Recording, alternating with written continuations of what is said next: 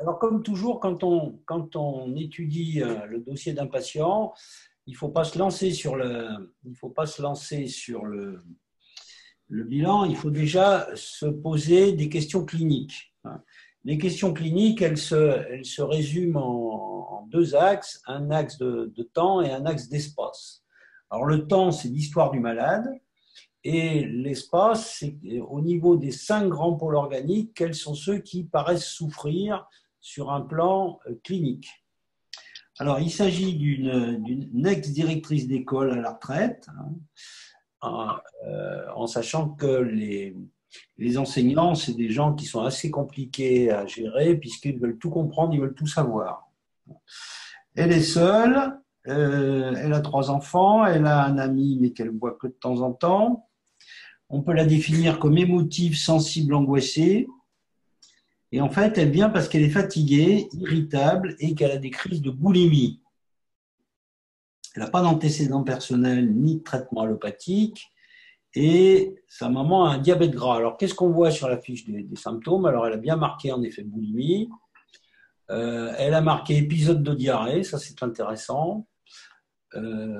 Sommeil perturbé. Elle a marqué dans les antécédents, elle a marqué bien sûr diabète. Elle a marqué hypertension artérielle. Elle a marqué conjonctivite, émotion. Donc, émotion et conjonctivite, on est sur le terrain intoxiqué, c'est-à-dire le foie. Tristesse, fatigue, varices, on est sur le terrain dystonique, donc de quelqu'un qui a beaucoup de mal à gérer ses émotions. Le terrain lymphoïde, on est sur des problèmes en effet, probablement de diabète et avec des accès boulimiques, donc des phases d'hypoglycémie. Et puis, après, on est surtout dans les antécédents. Alors là, on va voir ce que donne le bilan.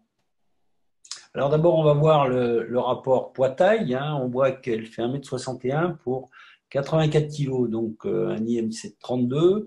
Donc elle est en obésité. Donc là, on peut faire un diagnostic de diabète gras. Elle est en train, en fait, de décompenser un diabète. Et en sachant que le diabète gras est un facteur où il va y avoir des phases d'hyper et d'hypoglycémie. Et dans les hypoglycémies, elle va perdre le contrôle, elle aura des accès boulimiques et elle aura de la fatigue. Donc en fait, le traitement de base qu'il va falloir lui proposer, c'est le régime diabétique, c'est-à-dire 4 petits repas, et puis à chaque repas, une quantité limitée de sucre ou de farineux, et puis toujours avec une protéine. Et il faut lui expliquer que ce régime, il faut qu'elle le fasse à vie. Voilà, moyennant quoi on arrivera à ce qu'elle normalise son poids et à ce qu'elle ne décompense pas son diabète. Alors, quand on regarde à la dernière page l'histogramme des régulations, on voit que tout est en haut. Donc, ça veut dire qu'elle a un sérum qui est gras. Elle a un sérum qui est gras. En particulier, on voit que... alors, ça, c'est un petit problème technique, c'est-à-dire à partir du moment où le sérum est gras, tous les tests ont tendance à monter. Et c'est le cas. Donc, en fait, c'est assez typique du diabète, c'est-à-dire les patients en éclosion d'un diabète, le premier symptôme qui va apparaître avant les troubles de la glycémie, c'est l'augmentation des graisses circulantes. C'est ce qu'on voit avec un paramètre manganèse, probablement elle a un peu de cholestérol, un paramètre calcium élevé. On voit aussi, donc, comme souvent, elle a les acides élevés, probablement un petit peu d'acide urique.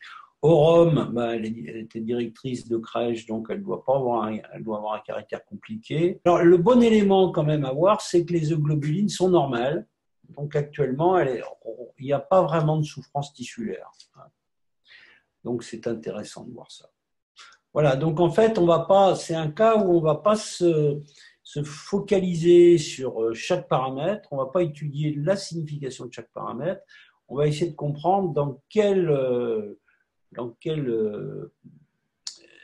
quel niveau se passent les choses, et on voit qu'il y a un trouble métabolique général qui va impacter un peu toutes les régulations. Et donc, il faudra commencer par là.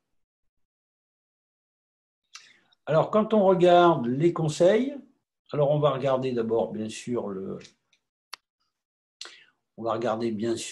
coefficient de stabilité biologique, il n'est pas très bon.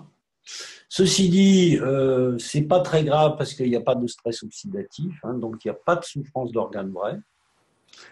Et puis le coefficient de vieillissement vasculaire, eh bien, évidemment, il n'est pas bon puisque le diabète, on sait que la microangiopathie diabétique, qui est la complication du diabète, commence bien avant que le diabète se déclare. Voilà. Alors, les conseils, qu'est-ce que nous donne la micronutrition? Éviter l'alcool et les aliments gras, oui, c'est clair. Les gamma-globulines sont élevées, ben oui, on va essayer de stimuler le foie, c'est sûr. Les filles complexes numéro 4, bon, il n'y a pas tellement de sécheresse puisque les albumines sont quand même grandes, donc on peut oublier un petit peu tout ça, puisqu'en fait tout est noyé dans les graisses qui ont augmenté tous les paramètres. Alors, qu'est-ce qu'on va lui donner? Eh bien, on peut utiliser des tas de choses, hein, parce que en fait, elle n'a pas vraiment de souffrance organique. Hein. Moi, personnellement, je pense qu'on peut taper sur l'élément dépuratif qui va être Betula pubescens. Hein. Donc, on va lui faire une petite cure de bouleau qui est une plante qui est très dépurative et qui va avoir l'avantage de relancer le rein. Et puis, surtout, on va lui donner du chrome pour améliorer l'utilisation du sucre au niveau cellulaire. Et puis, on va essayer surtout, on va lui redire à chaque consultation que tout le traitement marchera à partir du moment où elle fera le régime diabétique. Voilà, les fleurs de bac, je ne connais pas la patiente, mais ça ne m'enthousiasme pas. Alors, très intéressant, le laurier noble, qui est une essence qui est très efficace, même si c'est marqué plutôt pour les hommes. C'est une essence qui est très efficace sur les douleurs tendinomusculaires, les douleurs périarticulaires. Donc, si elle a mal je pense qu'avec son surpoids, elle doit avoir mal au genou, mal au dos, etc. Et donc, on pourra lui conseiller localement 2-3 gouttes de laurier noble qui aura un très très bon effet décongestionnant.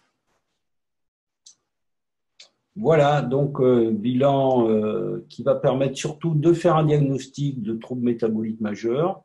Alors évidemment, si on ne fait rien, ben, le prochain symptôme qui va apparaître, c'est une hypertension.